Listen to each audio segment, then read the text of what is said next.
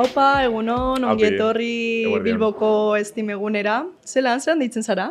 Nego Iernaz, eta hemen egiten dugu pixkat bat lan musikako ezpenaren inguruan, eta hemen gauz pixkat sarata botatzen. Eta proiekturen bat inzue, edo zeo zer zabizi aurkezten? Karo, negu sodatik nator, pare bat kide gara berton, eta nagusiki gabiltza pixka bat ekitaldien inguruan, ez? Musikarloaren inguruan, bai kontzertuak, bai igual bideoklipak, maketaren grabazioak eta holako gaizak. Eta gaur etorri gara hona bertara justo egiteko sarrera moduko bat soinu digitalaren ekoizpenera, holan esategatik.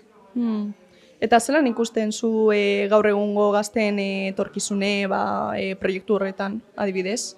Gazteena, nire ustez ondo, osea, orain dela 40 urte egiten zena eta gaur egun egiten dena ez da gauza berdina, eta 40 urte barru egingo dana ez da gauza berdina izango. Orduan, behar dugu pixka bat gazteak teknologia berrietan formatu, igual metodo berrietan formatu, orduan, hola jarraitzen baldin badugu, nik uste dut bide honetiko goazela.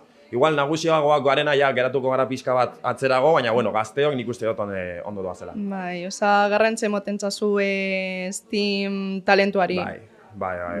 Osea, igual gure sektorean igual ez da hain beste nabalmentzen, baina ikusi dezakezu gaur egun, agertzen da Instagramen ikusten dozu de Quevedo cantando La Macarena, ez? Olako gauzak ikusten dituzu, orduan, eman bari pare bat buelta iraganari begira bai. Bai, azkenien horrek inteligentzia artifizialak itzen den. Claro. Zuek erabiltzen dozue?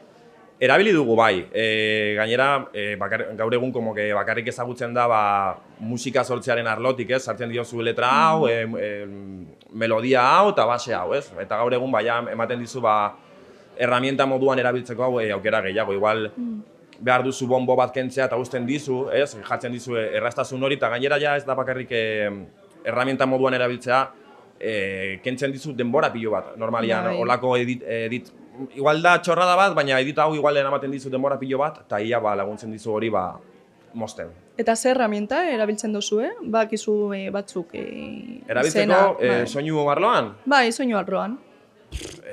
Orain ez dakit esaten batez. Osea, gok kantasia nola deitzen da, azke dau bat erabiltzen duguna, Moises uste dut deitzen dala. Bai, me suena.